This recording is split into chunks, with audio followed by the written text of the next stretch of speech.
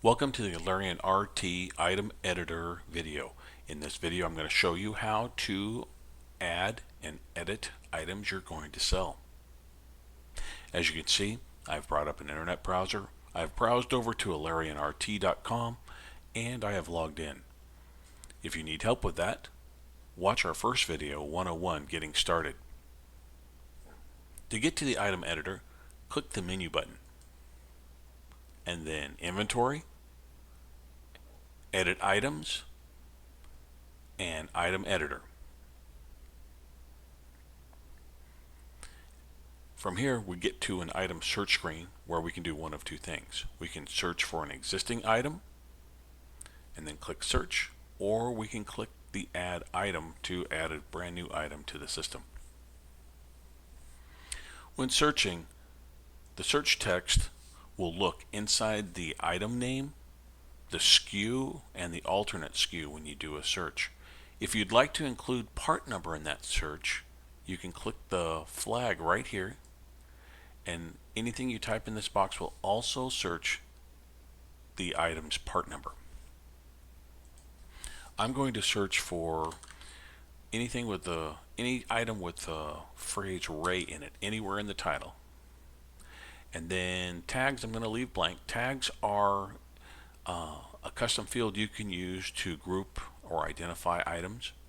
You can limit your search to a specific category. I'll leave this for all categories. And the same thing with vendor. You can limit it by a vendor. I'm going to limit my search to Ray-Ban with the word Ray in the item name or the SKU or the alternate SKU. As you can see, 4 things were returned. You have the item name, category, the retail, how many you have in stock, the tag, SKU, vendor, part number. And if you'd like to select or edit that item, you just come over here to the select column and click here. Here I'm going to edit the Ray-Ban Aviator Classic. And in the item editor, this first top area is the item description information. The item name is what will appear on receipts. And if you don't want this name to appear on the receipt and instead be replaced with a generic message like merchandise sale, you can uncheck the show at sale flag here. But most of the time you're going to leave that checked. The SKU is the product SKU. That's the barcode on the packaging you're going to scan. You can scan that right here when you have a cursor in this field.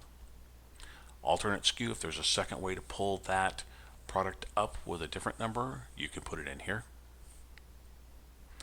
The category, here you select one of the categories that you predefined, and we go over how to add categories and modify categories in an earlier video called Category Editor.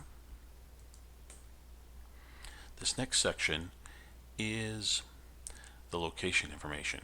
If you have more than one location, they'll show up in the drop-down box, and this information can be different from location to location. So let's first look at the Kaiser location. It tells me that I've told the system I want it to be able to sell here. I've given it a retail. I haven't given it a wholesale, and I do have some wholesale customers. If you don't, just leave this 0, and I'm going to sell this wholesale to my wholesale customers for $155.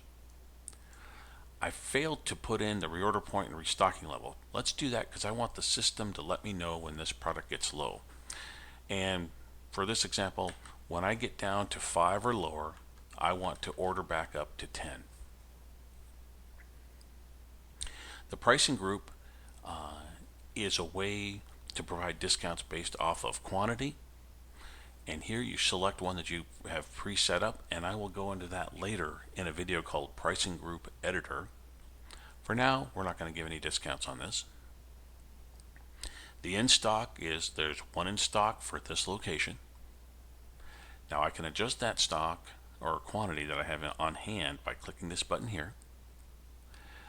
This little gray menu comes up and it asks me what type of adjustment am I making.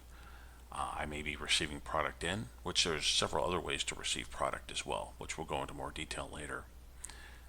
Or stock adjustment. We may find that, during a spot check inventory, I counted 2 out there instead of 1. Well, I need to make an adjustment.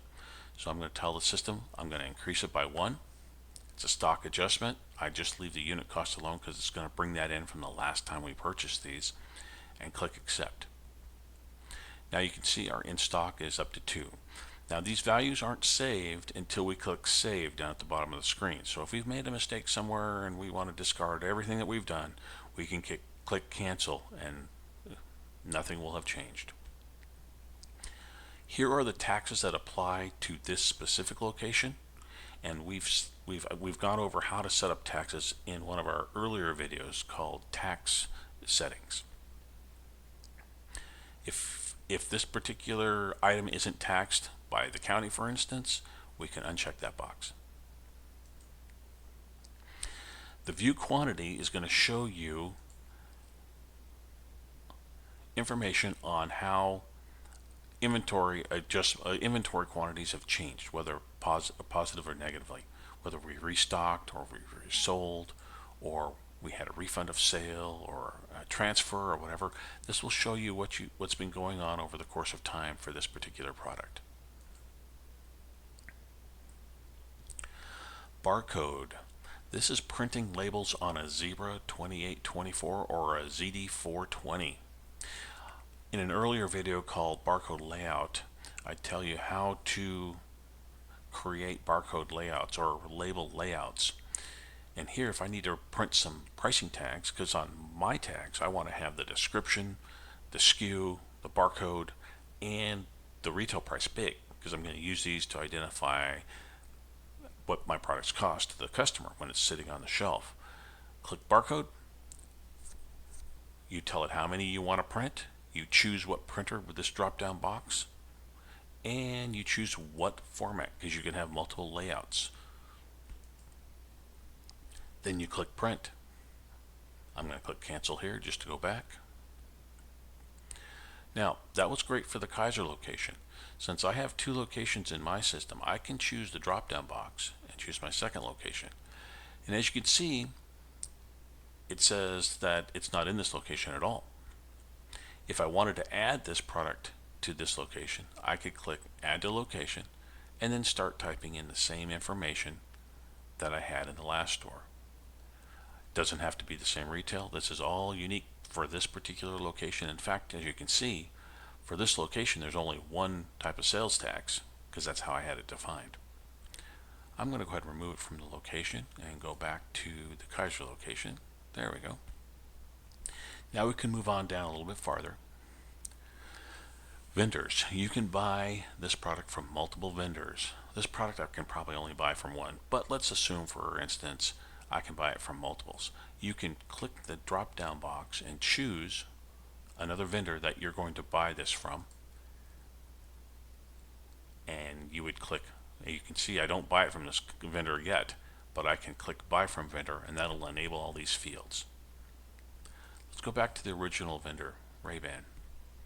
The system's telling me that I do buy it from them, that this is the primary source, my cost, and my part number. If I have the system set up to buy from another vendor, all the other vendors will show up here as well, just as a quick note, so you can actually go to the drop down box and take a look at them that way. Scrolling down a little bit farther, this is just a label field that tells you the last time you purchased it. The purchase measure is how you buy this thing. Do I buy it in eaches, cases, dozens? And what's my purchase quantity? If it's dozens, obviously this is going to be 12. Case might be 6. Loyalty inclusion. Most of the time you want to leave this checked because the product's going to accumulate points on your loyalty or rewards program. But if you have an item that you don't want to include on that, just uncheck this box. Just these glasses. But I want to maintain an inventory on the cleaning kits, and I want to be able to sell them by themselves for the full amount. So let me do this. Let me scan in the Ray-Ban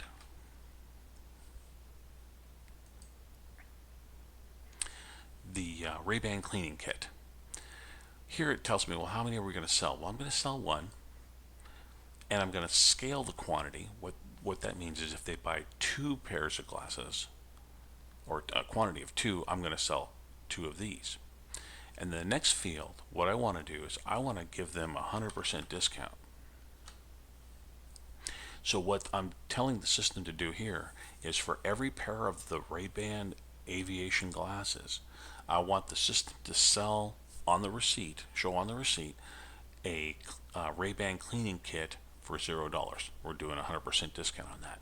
Then we click Save. And as you can see, we now have a companion product when we go to sell Ray-Ban aviator glasses. Down here, we can edit the companion product, remove it, or we can continue adding additional products. You may have 2 or 3 things you want to include on a sale. When you're done, click Save to save your changes, or Cancel to discard everything that we've done so far. So let's click Save. Now let's bring up those Ray-Ban glasses again. Here they are. And if I wanted to delete this, I would come in here and click Select. But before I deleted it, if it was an active product that I've been selling over time, I would probably recommend just removing it from each of your locations. Just remove. And that way it'll retain some of the important information, historical information. But if I was creating a new product and I just messed up and I want to delete the record, I can click Delete Record right here. And that sums up the item editor video. Thanks for watching. Have a great day.